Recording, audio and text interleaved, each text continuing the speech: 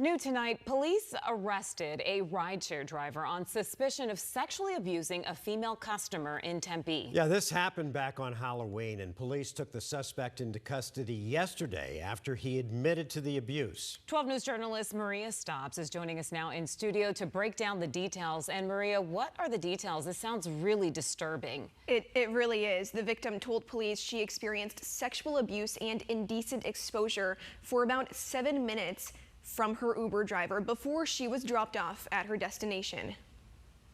According to court documents, 31-year-old Mario Bernal Hernandez picked up a woman at around 3 a.m. on Halloween in North Tempe. He allegedly told her to sit in the front seat, claiming there was not enough room in the back. Unable to see the back seat, she reluctantly agreed. During the ride, she told police he grabbed and rubbed her thigh. She says she pushed his hand away several times, but he continued touching and kissing her. He then threw money at her and exposed himself. She told police she yelled for him to stop the car, even trying to get out while it was still moving, but he wouldn't let her.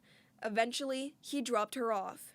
What stood out to me about this story was that it's very disturbing, but it's not surprising. Former police officer Anthony Ramirez says he's seen this type of tactic from criminals. They test boundaries, right? And they try to see what they can get away with. Can I get this person in the front sitting next to me in a seatbelt inside of a moving car?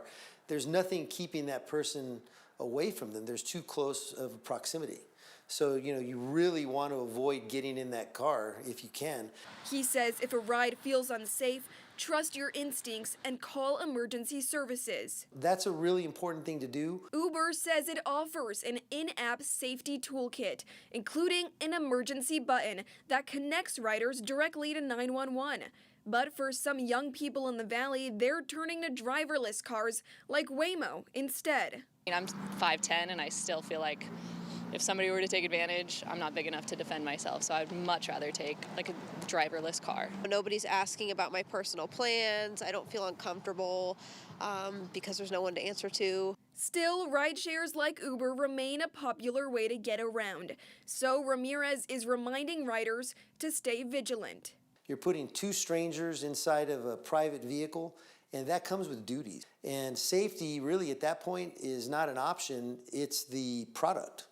And so, you really need to be careful in these ride shares.